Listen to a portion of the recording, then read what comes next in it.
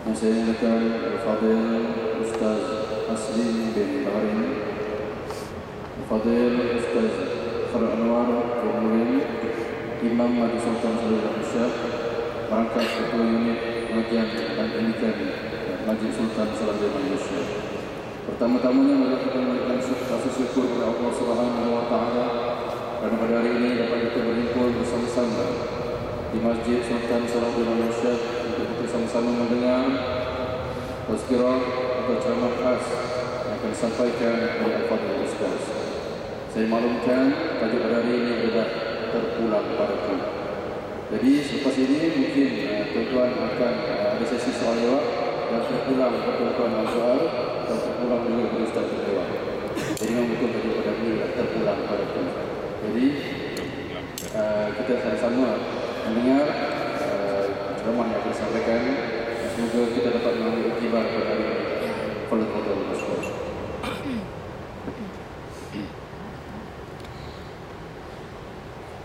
Assalamualaikum warahmatullahi wabarakatuh. Fa innal hamdalillah nahmaduhu wa nasta'inuhu wa nastaghfiruhu wa nastahdihi wa na'udzu billahi min shururi anfusina wa min sayyiati a'malina. Man yahdihillahu fala mudilla lahu wa man yudlil fala hadiya lahu. Asyhadu an la ilaha illallah wahdahu la syarika lahu وأشهد أن محمدًا عبده ورسوله. اللهم صل وسلم وبارك على سيدنا محمد وعلى آله وأصحابه ومن استنى بسنته إلى يوم الدين، أما بعد. اللهم رب اشرح لي صدري ويسر لي أمري واحلل عقدة من لساني يفقهوا قولي. اللهم رب يسر ولا تعسر، اللهم رب بشر ولا تنفر، اللهم رب تمم بالخير، لا حول ولا قوة إلا بالله العلي العظيم. قال الله تعالى: أعوذ بالله من الشيطان الرجيم، يا أيها الذين آمنوا اتقوا الله ولتنظر نفس ما قدمت لغد واتقوا الله إن الله خبير بما تعملون. ولا تكونوا كالذين نسوا الله فأنساهم أنفسهم أولئك هم الفاسقون. صدق الله العظيم. Kasih Saudara berbahagia saudara teman kita, khususnya tuan-tuan dan puan-puan muslimin muslimat, hadirin hadirat yang dirahmati Allah. Alhamdulillah, syukur kita kepada Allah Subhanahu wa taala kerana dengan limpah dan kurnianya maka pada petang ini sempena kita menunggu tibaan sahibul muhtaram Ustaz Al-Waidus pada malam ini dimulakan pada maghrib mubasyaratan insyaallah, di mana kekosongan antara isyak dan asar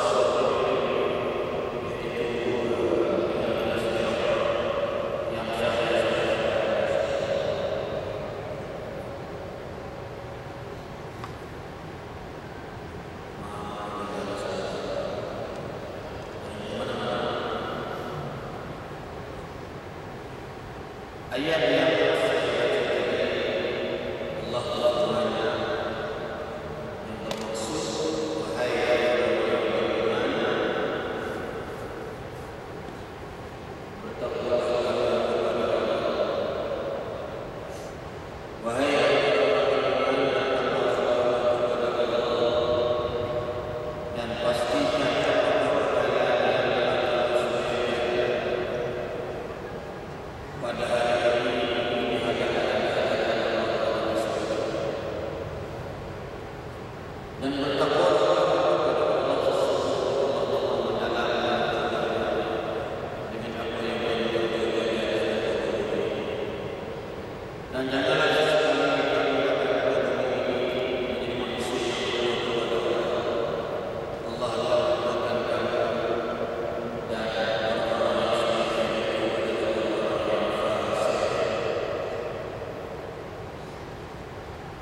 Ibnu Mas'ud dalam menerjemahkan yang mengatakan takwa itu antara lain melaksanakan perintah Allah dan meninggalkan larangan. Sepintas lagi saya sebut, yaitu berkata Sayyidina Ali radhiyallahu anhu, takwa itu ialah yaitu takut kepada Allah, takut kepada Allah dengan sebenar-benar ketakutan, yakni bertakwa kepada Allah dengan sebenar-benar ketakwaan. Yang keduanya ialah al-amal bil-tanzil, beramal dengan apa yang Allah turunkan. Saya nak dalilkan atau nak sebut kalimah takwa ini di definisi dia, iaitu dengan apa yang saya sampaikan menurut kitab, iaitu al-Islam war-raddu ala hurriyatil fikri, yaitu Islam dan penolakan ke atas golongan-golongan yang berfikiran bebas, iaitu yang dikarang oleh Syekh Abdullah Al-Khatib hafizahullah, yang mana disebut oleh Sayyidina Ali radhiyallahu anhu, yang dikatakan takwa ialah takut Allah.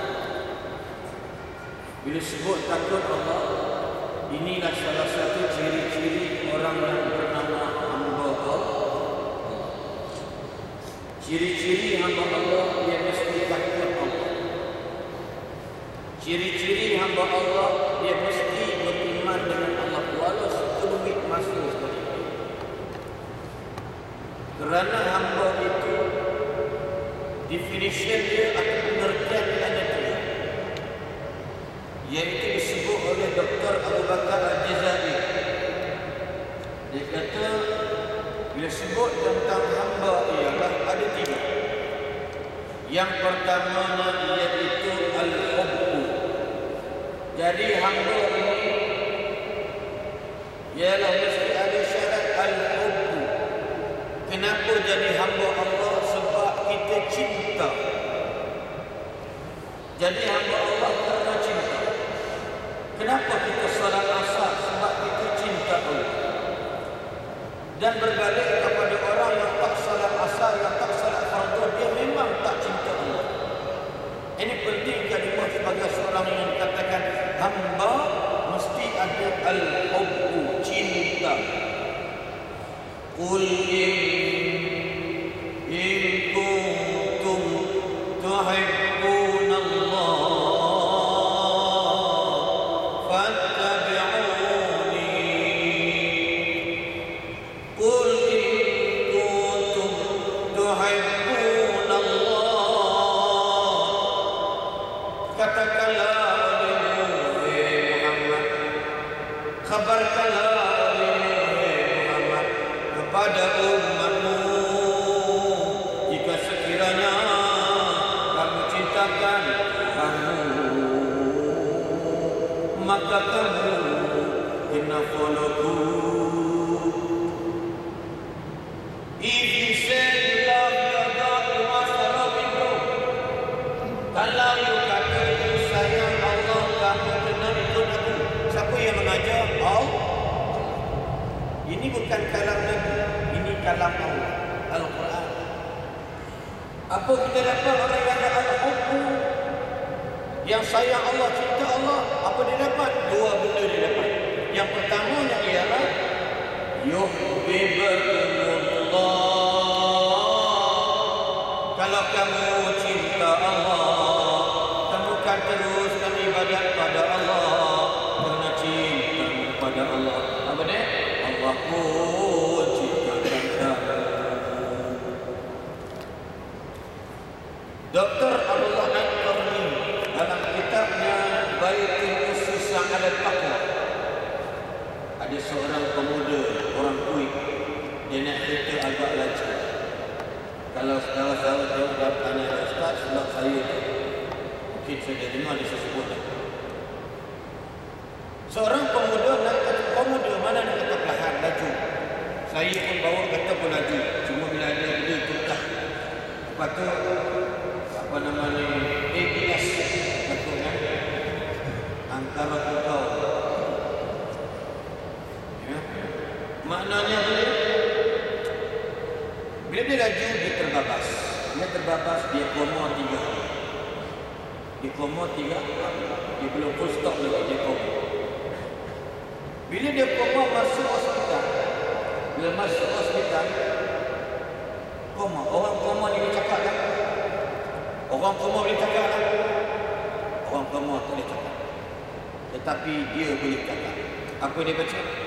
Alhamdulillah Rabbil Alamin Ar-Rahmanir Rahim Maliki Yawmiddin Iyyaka na'budu wa iyyaka nasta'in Ihdinas siratal mustaqim Siratal ladzina an'amta 'alaihim ghairil maghdubi 'alaihim waladdallin. Doktor, jururawat, kaum kerabat semua terkejut. Sebab apa? Orang koma dah confirm koma, tiba-tiba dia boleh baca Al-Quran sehingga dia kembali ke Allah. Dan dikhabarkan kepada Syekh Dr. Allah Al-Qarni, inilah budak ni, walaupun dia bujang tak kahwin lagi, tetapi dia dalam radio dia, dalam kaset apa nama, kereta dia, rumah dia, dia minat dengan imam-imam Makkah membaca Al-Quran ini. Maka Tuhan balas balik, dia mati lagi dia baca Al-Quran. Qul in kuntum tuhibbuna Allah fattabi'uni yuhibbukumullah wa yaghfir lakum dhunubakum. Allah cintakan kamu kalau kamu cintakan Allah. Yang pertama, yang kedua, pasti Allah ampunkan dosa kamu. Dia mati dalam keadaan la ilaha illallah. Dr. Allah Al-Qarni bersebut dalam kitab yang sama cerita pengalaman beliau. Ada pemuda dari Arab Saudi naik kereta sama kes, terbabak aksiden, katanya melambung perut ke atas, kepala ke bawah, bumbu ke bawah, dan dia koma 8 hari. Waktu dia koma tu, qaddarallahu lahu, dia sedang menyanyi, aku cinta kepadamu. Tapi kalau Melayu lagu Arab lah, aku tak lupa lagu apa bawah. Ya, tak ada dia bang. Dia tak ada lagi kata apabila kau kata kau cinta aku. Itu Melayu kalau dia sedih. Tapi lagu Arab lah, ana uhibbuki ya habibati ya mahbubati uhibbuki. Itu dia kata, aku cinta padamu, sampai dia mati. Dia kelihatan. Orang yang tak sayang Allah, tak ingat Allah, tak sebut cakap Allah, tak baca kalam Allah, realiti Tuhan balas depan kepada yang tadi rajin baca Quran. Kenapa?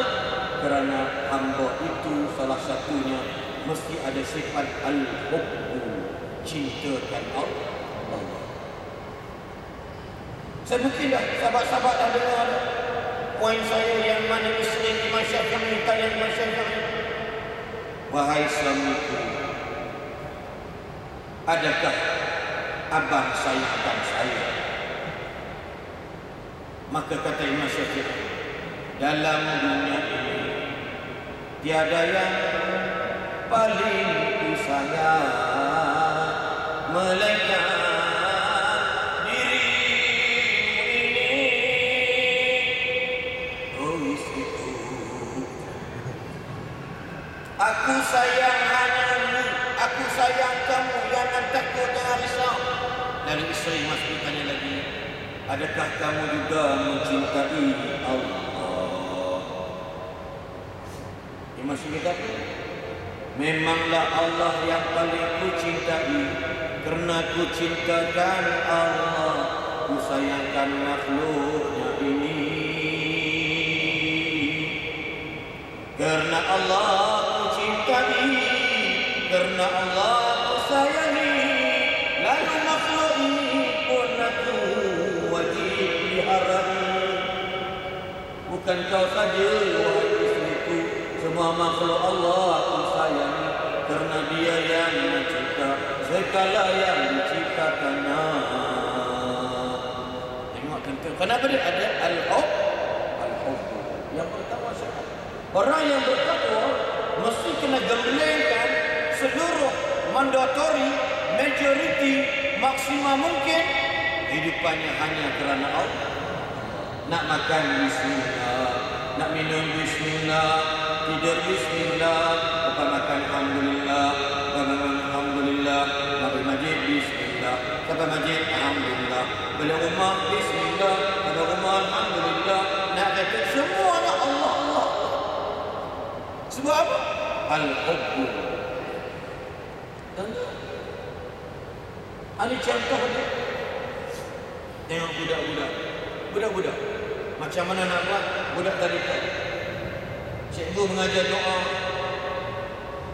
Allahumma barik lana fima razaqtana. Budak-budak tak mengapai, sehari belum dapat. Macam mana budak nak mencintai doa? Cikgu ni pandai surah dari dia buat tadi. Tengok. Yang penting anak-anak ni menggambarin minda dan fizikal mereka ini nak mengapai doa makan dia. Cikgu membuat Allahumma barik lana fima razaqtana wa qina adzabannar.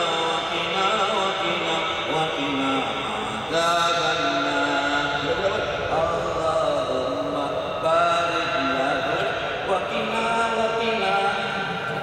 Budak dalam masa sejam confirm mengapai. Sebab apa? Macam mana kita nak gembelengkan minda kita, mindset kita, jiwa kita bagi kita cintakan Allah. Ini sebagai contoh. Yang kedua dia kata Dr. Abu Bakar Jazair, syarat-syarat penghambaan dari hamba ialah dia mesti ada pada yakni al-khawfu. Tengok ini al-khawfu. Orang kalau dia mengaku dia hamba Allah, dia wajib ada sifat-sifat takutkan Allah. Antara sifat takut Allah ini yang terbesar ialah namanya iman. Yang kedua namanya malu. Selalu sebut ada ini. Orang yang takut pada Allah, dia mesti yakini segala benda yang Tuhan suruh. Contoh, pernah tak dengar hadis Nabi? Nabi kata apa? Man ra'a minkum munkara falyughayyirhu bi yadihi wa man lam yastati' fa bi lisanihi wa man lam yastati' fa bi qalbihi wa dzalika adhaful iman. Man ra'a minkum munkara, sesiapa yang tengok benda kemungkaran, falyughayyirhu, wajib dia ubah kemungkaran. Yang mampu dengan tangan, yang tak mampu dengan lisan, yang tak mampu dengan hatinya. Itulah selemah-lemah iman. Pernah dengar ini kan? Sesiapa yang mampu dengan tangan, tak mampu dengan lisan, kalau tak mampu lagi dengan hatinya, itulah selemah-lemah iman. Maka ramai orang ambil nombor 3. Kita tengok, disuka pilih hak lemah. Sebab tu tuan-tuan, baru ni saya ada seminar metodologi dakwah Said Nursi pada zaman Said Nursi orang Turki. Syekh apa nama tu, pendakwah dari Turki datang dan cakap Melayu, duduk di Bangi, mungkin kita pernah tengok dia. Dia kata sebenarnya kita bukan tiada iman. Tuan-tuan dan puan-puan, saya ingin memberitahu tuan-tuan puan-puan, sebenarnya bukan kita tidak ada iman, tetapi kita ni banyak lemah iman. Faham tu? Lemah iman. Iman ada. Ramai orang Sembahyang itu wajib, tapi lemah iman. Ramai orang tahu menutup aurat itu wajib, tapi lemah iman. Ramai orang tahu berjualan bebas dilarang, tapi lemah iman. Tengok kan, lemah iman. Dia tahu sembahyang wajib, tapi imannya dia lemah. Lemah iman ini, maka dia kadang-kadang akan menyebabkan orang jadi tidak malu nak buat benda maksiat, malu nak dibuat amal ibadah. Betul. Menyebabkan lemah tadi, menyebabkan dua benda. Iman lemah tadi, iaitu malu nak cegah kemungkaran, malu nak dibuat amal ibadah. Anak muda pakai seluar jin pergi supermarket, bubuh ketayak di dekat orang semua tengok, betul tak tidak? Pakai seluar ni, jalan macam rock, tapi atas sabar. Orang tengok awet-awet nak morat pun takut. Tuan, pakai seluar ni, tapi seluar jin, baju ni polo, bukan polo. Baju polo nombor 3 original. Baju polo ni kalau nombor 9 tu bukan original. Tak faham? Asal beli. Belagak baju polo macam tak tahu main polo. Tuan ni, dia pakai baju polo ni dekat nombor 8 besar dia. Ni baju nombor 12. Mana ada nombor 12 dalam polo? Pasal nama polo tu bukan polo, tu polong. Adik-adik pocong. Nampak ada action tak suka. Ada pakai baju polo, pakai baju krokodil. Dia pakai baju siput babi. Sebenarnya original kan siput babi tu. Kata orang sebab orang kan sebenarnya original. Kan sebut babi dia kasar. Maka sebenarnya original pakai. Ya, tapi tiba dia pakai kopiah putih, pakai kayak. Tiba-tiba tuan-tuan semua jin macam ni dia masuk surau orang ramai pergi sembahyang. Orang tengok pelik dan tuan. Tapi kalau jenis tak malu, dia tak malu nak buat amal. Nampak tak? Jenis tak malu, dia tak malu nak buat amal ibadat. Kita kena faham. Tapi sayang malu nak buat amal ibadat. Ada manusia datang jumpa saya. Bila saya tengok dia dah berubah, dia kata apa? Saya baru berubah ustaz dalam Ramadan baru ni. Saya pakai tudung ni baru bulan Ramadan baru ni. Saya kata congratulations. Bagus, bagus. Itu pun kerana rakan saya meninggal dunia. Itu kerana rakan pejabat saya meninggal dunia. Entah kenapa air mata saya mengalir hikmah. Sedangkan dia bukan saudaraku, dia bukan pakku, bukan kekasihku, bukan anak-anakku.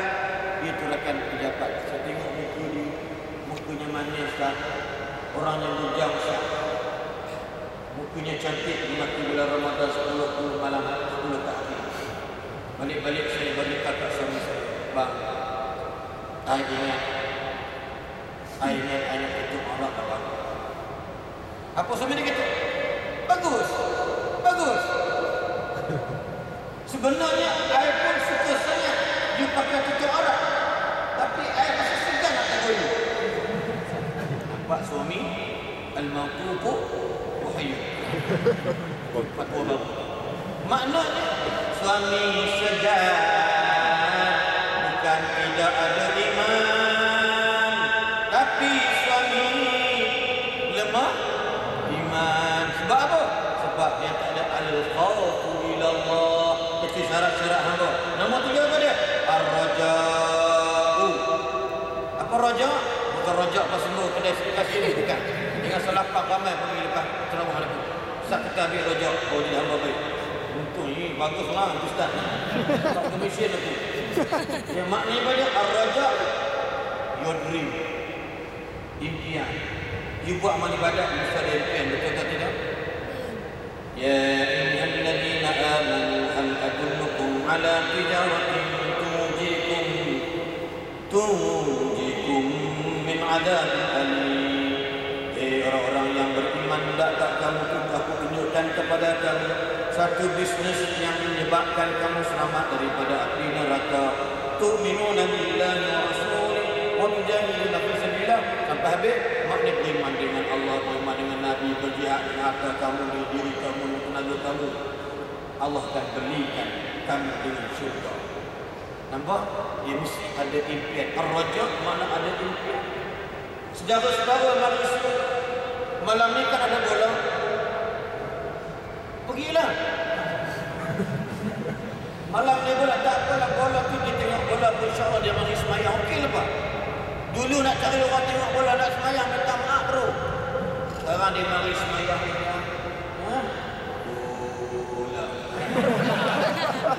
Saya terlupa Allahu Akbar. Saya yang bola. Dia buat yang marah bola. Dia tengok bola tapi dia tak semayang. Tiba-tiba dia mari dekat sana ada orang azan. Allahu Akbar, Allahu Akbar. Semaya. Solat. Kalau kita tak solat, kalau mana?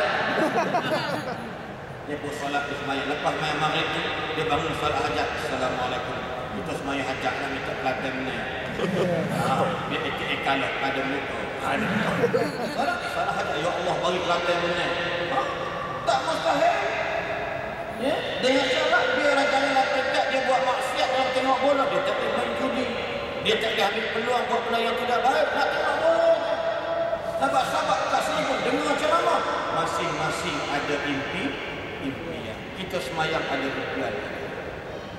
Kita lepas solat kita berdoa, ya Allah, aku ni banyak salah ya Allah.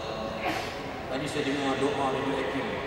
Ustaz aku lupa nama dia. Dia biasa dia tak ada kena musikal punya doa. Muzik. Ya. Engkau lah ya Allah. Allah. Sesuatu aku dalam ya. Aku lupa. Aku mengharapkan ampun ya.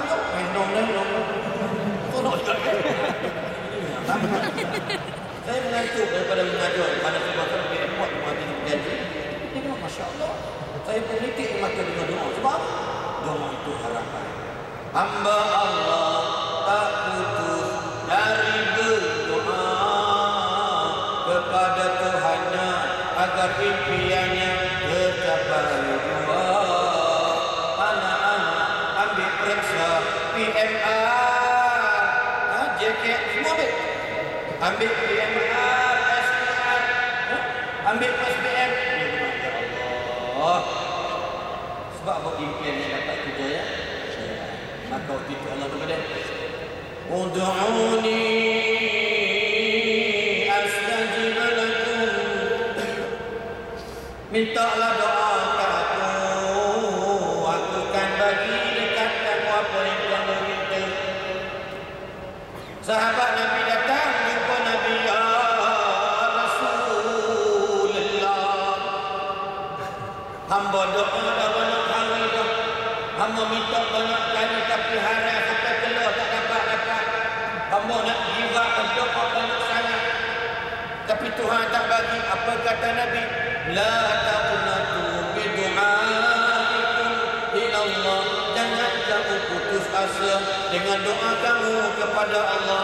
Mungkin hari ini tak dapat, tunggu mungkin anak cucu kamu dapat. Yang penting kamu dapat. Subhanallah.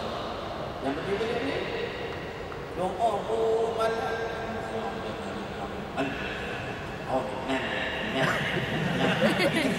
Imam pun malam. Ada kat kampung dikit.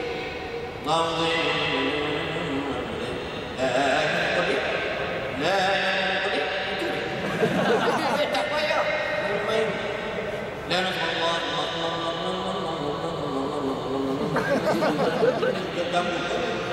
alhamdulillah.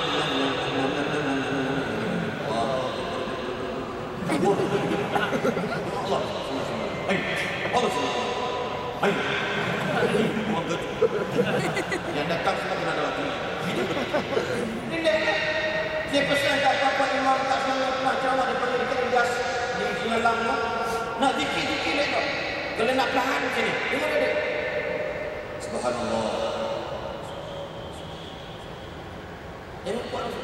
Kalau nak kuat, Subhanallah, Subhanallah, Subhanallah, Subhanallah, Alhamdulillah, Alhamdulillah, Alhamdulillah, Alhamdulillah, Allahu Akbar, Allahu Akbar, Allahu Akbar.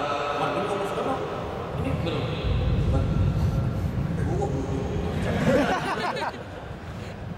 Baca tak? Allahumma a'ina bil-iman wa amitna bil-iman wa ahsyurna bil-iman wa adkhilna al-jannata ma'al iman. Itu ayat. Ustaz bawa pergi haji, bawa pergi umrah, sampai tengok masuk nama tak bawa. Apa kita baca? Allahumma antas salam wa minkas salam wa ilaika ya'udus salam fa hayyina rabbana bis salam wa adkhilna al-jannata daras salam tabarak rabbana wa ta'ala ya dzal jalali wal ikram. Makcik-makcik belakang semua menangis. Dekat Malaysia dah haram tak ada. Berimam lagi dulu. Allah senang, senang. Apa senang? Tengok orang tahu dia. Tapi hati muda. Labbaik Allahumma labbaik, labbaik la syarika lak labbaik, innal hamda wan ni'mata wallahi. Ustaz bawa macam-macam belakang pakat nangis. Sebab apa? Mesti dia pagal ni. बड़ा-बड़ा मुश्किल आज बहुत आदमी उसके लिए बहुत पागल हो गए. Banyak manusia masalah ini, banyak orang dalam ini. Pisana pun satu dia nak buat mana baik.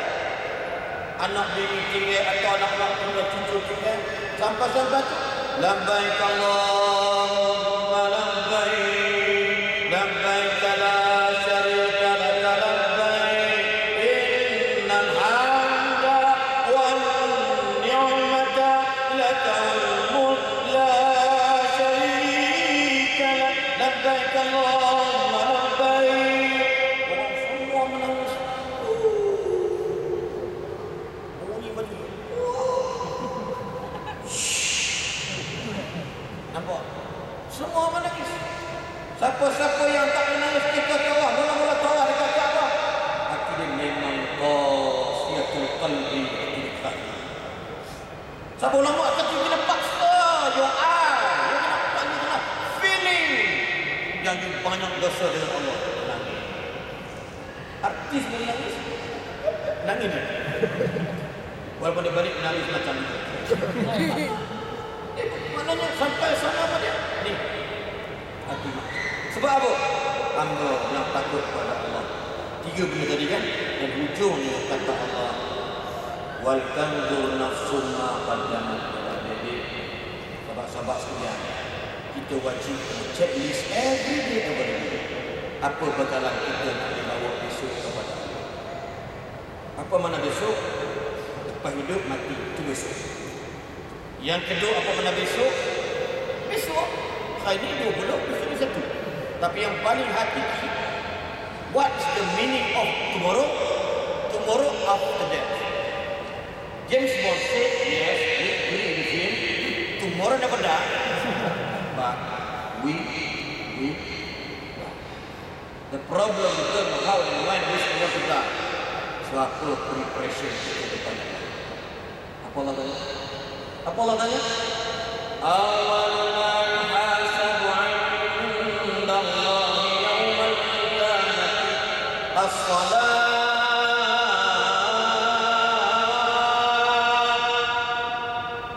Kita punya bekalan depan Tuhan. Tuhan kan tanya soalan mudah-mudah sekali. Apa dia? Kamu salat ke tidak? Jadi, I love you all. Jagalah salat. Itulah hamba yang hebat takutkan Allah.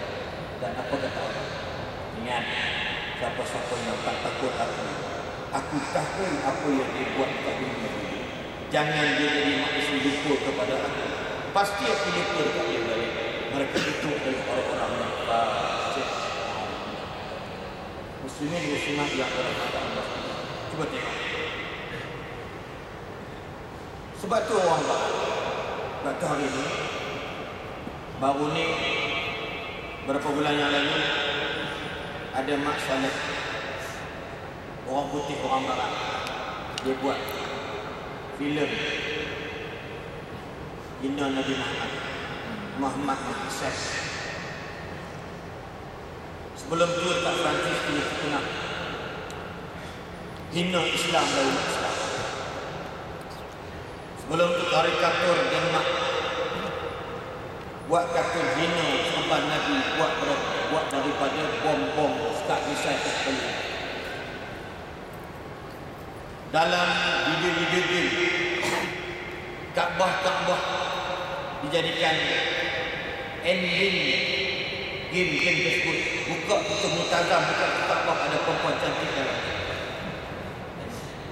Budak-budak kecil main tembok cuk.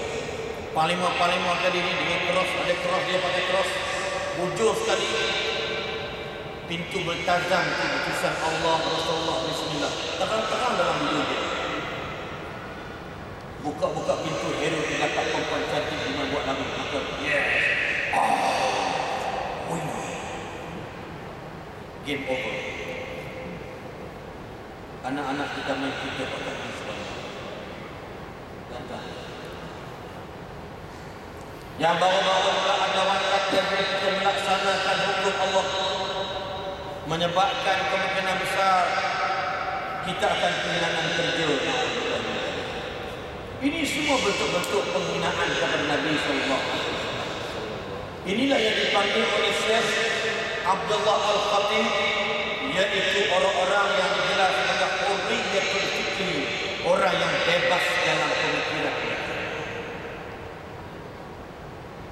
Siapakah golongan hurriyatul fikri ini? Kata Syekh Abdullah Al-Khatib dalam kitabnya Al-Islam wal Raddu ala Hurriyatul Fikrah, ya, Islam dan poin-poin untuk berhujah menentang golongan-golongan yang berfikiran terbuka, berfikiran bebas, atau dalam bahasa kita open minded. Kita faham lain, dia faham lain. Contoh antaranya kata beliau ialah yang pertamanya iaitu golongan ini apa dia buat? Dia nak menggugurkan agama secara sepenuhnya daripada masyarakat. Apa dia contoh dia bagi? Yang pertamanya menjauhkan agama daripada pendidikan. Awas sahabat-sahabat sekalian. Golongan kita tak bincang tentang pluralism, sekularism, kumpulan Hinduism, kumpulan kapitalism. Apa dia sebut kacau biji.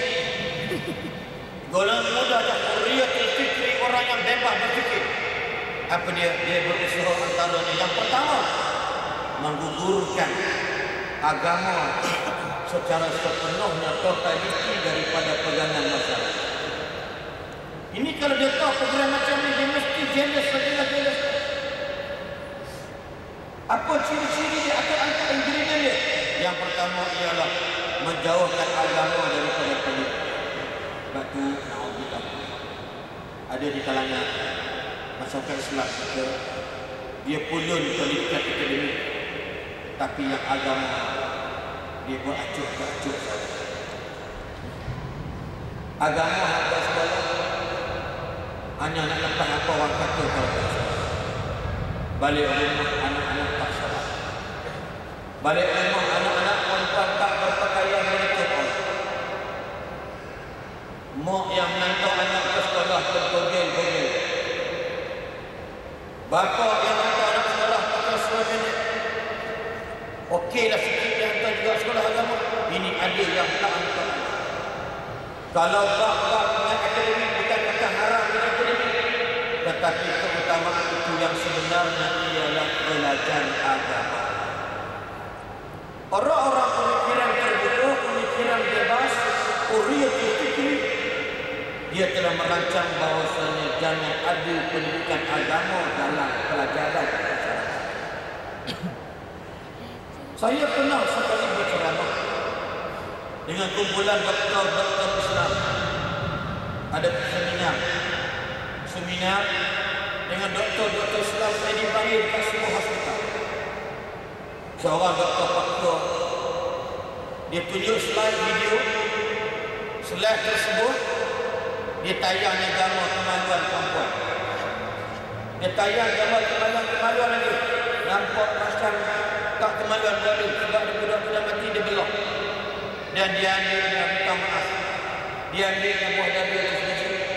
Dia belahnya putih budak perempuan tadi. Budak dah mati dah. Maka dia buat kaji-kaji lebih kurang. Nak ceritanya budak ni mati umur 23 tahun, gadis yang cantik, gebu, budak putih. Mati adalah kerana dia telah menggugurkan anak yang dikandung umur lebih kurang 4 bulan nak masuk 5 bulan. Kerana dia nak dipinang oleh orang lain. Dia takut pecah temelang, dia jumpa doktor. Salah sebuah doktor yang menggugurkan anak tadi. Akhirnya Tuhan balas dia sakit kemaluan. Dan doktor diagnos bahawa budak ni sakit sekian. Tidak diberikan keperincian, yakni budak ni pernah bersalin bla bla bla lebih kurang. Akhirnya dapat disesat, budak ni mati. Maka doktor pakar belah mayat ni. Dia kata antara satu saya dah tahu. Ini antara doktor-doktor yang bukan orang lain. Kami dah jumpa doktor khas, doktor Melayu yang buat macam ni. Kenapa ada cerdik pandai, golongan intelektual, golongan educated dan komited bukan komited? Mereka mengaji high level, high education. Tetapi sayang mereka buruk dan jijik agama mereka. Lalu saya giliran saya pernah 10 minit je boleh cakap. Datang Kuala Selangor dekat 2 jam, pergi ke hospital tersebut 20 minit dapat cakap. Minta maaf saya kata. Saya yakin, jangan marah kalau tak betul tolong. Jangan marah betul. Sesungguhnya saya yakin silibus atau subjek agama tidak ada dalam pendidikan perubatan di negara kita. Hatta mungkin di negara-negara luar tidak ada subjek agama tentang ilmu kedoktoran. Apa yang boleh, apa yang tak boleh. Lepas giliran saya seorang pakar, doktor pakar, mengaji pensyarahkan sebuah universiti di Malaysia. Dia naik, dia pegang, dia kata apa? Ustaz Asli, saya setuju 100% apa yang sebut Ustaz. Kerana apabila kita jauh daripada agama, maka kita tak takut dosa. Dan untuk mengetahui kata dia, saya sekarang sedang mengumpulkan satu buku silibus agama untuk dimasukkan dalam subjek pendidikan perubatan di Malaysia. Tuan-tuan faham tak maksud saya? Merdeka sudah dekat 50 tahun waktu itu.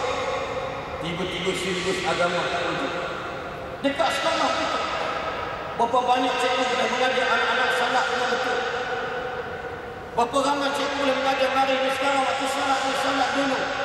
Salat tak dipentingkan. Salat jemaah tak dipentingkan dekat sekolah susah. Nak semayang ikutkan. Berapa ramai kalau pemimpin dalam sekolah tak ajar, tak duduk sekali dengan anak mengajar mereka salat. Di dalam sekolah-sekolah tak ada cerita tentang pakaian menutup aurat. Minta maaf yang nama cikgu misalnya cerita. Ini saya mengaji sekian. Bukan kata salah tidak, tapi nak beritahu bagaimana anak-anak kita tidak terpesong daripada syariat Allah SWT. Anak-anak tidak tahu yang pegang-pegang ni adalah haram. Anak-anak kita dekat sekolah duduk, dua-duaan dekat taman, dekat bukit. Dua-duaan pegang-pegang, dia tak tahu ini salah ke? Boleh dia tanya ini salah ke tak salah. Dan kita tak salah, dia belajar. Sebab kita tak berikan satu pengajian alternatif untuk mereka kembali kepada Allah SWT. Tengok, Ustaz pergi dekat Johor, ceramah ada 450. Satu kumpulan persatuan di sekolah di sana. Di Johor Bahru ada 5-6 sekolah ni pun dekat satu bangunan kerajaan. Motivasi Ustaz baca wasyamsi wa duhaha والقمر إذا تلاها والنهار إذا جلاها والليل إذا يغشاها. Ustaz tanya apa surah ni? Surah apa ni? Semua kita jawab. Sebab kita tak diapaskan benda-benda macam itu. Dekat sekolah ada kena cari lagu tu. Maka dia adik orang beriman kena cari. Keluar sekolah marilah mereka. Keluar sekolah carilah pelajaran agama sendiri. Ada kita nak kena ingat. Lalu Ustaz suruh dia bersambung. Abasa wa tawalla an ja'ahul a'ma wa ma yudrika la'allahu yazakka. Saya suruh sambung. Dia orang tak boleh sambung. Tiba-tiba tengok manusia. Ya? Ustaz tak salahkan anak-anak benda. Ustaz tak salah jawab. Salah itu orang tua ni sebenarnya. Lalu Ustaz sebut, awak perasan lagu siapa menyanyi? Mungkin dah dengar dalam YouTube.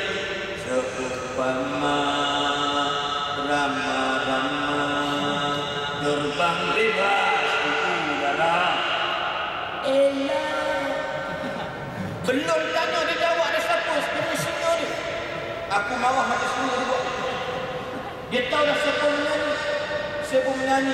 Ya, ibu, bapa, wali band. Dia dah tahu dah sebelum kita tanya. Tengok betapa minat menyanyi daripada minat. Ya, sabar-sabar. Nak salah siapa kata inilah. Kata Syekh Abdullah Al-Fatih. Berjaya dia orang buat. Kita tak minat mengaji, kita minat mengaji. Bukan Ustaz kata nyanyi tak boleh nyanyi lah. Kalau nyanyi saya kalau kata nyanyi lah. Tapi janganlah peringkat lagu-lagu yang bawa kepada rosoknya hati. Akidah lagu Halloween. Ini jangan nyanyi. Itu tunggu neraka. Nah, maksudnya dia tak boleh neraka. Baik lagu orang betul. Andainya kau pergi tunggu, ku nantimu di pintu surga. Dia yang hidup duduk kat pintu. Aku tak apalah, aku kata dia contohlah. Contohnya. Baik, apa kata beliau lagi? Yang kedua dan perkara yang pertama, menjauhkan syariat Islam daripada kedudukan sebagai sumber perundangan. Ini jelas. Ya jelas disebut sini. Menjauhkan syariat Islam daripada kedudukan sebagai sumber perlembagaan atau sumber perundangan. Ini berapa ramai? Kan? Banyak benda lah. Bahkan tak tahu. Ustaz ingat itu kes budak perempuan, bini orang tak pernah jadi janda. Orang Sungai Siput, Senen River. Bila dia minta dia minum arak dekat apa namanya di Pahang, dia dapat itu salah dan kena sebab. Bila diputuskan sebab, dia kata saya nak sebab. Sebablah saya dikenalkan orang ramai. Saya bertobat, saya kena sebab. Waktu itu kena 8 rotan untuk dia sebab. Bangunlah orang pokok. Kalau mahkamah sebab itu, kami akan tuntut hak asasi wanita. Siapa cakap?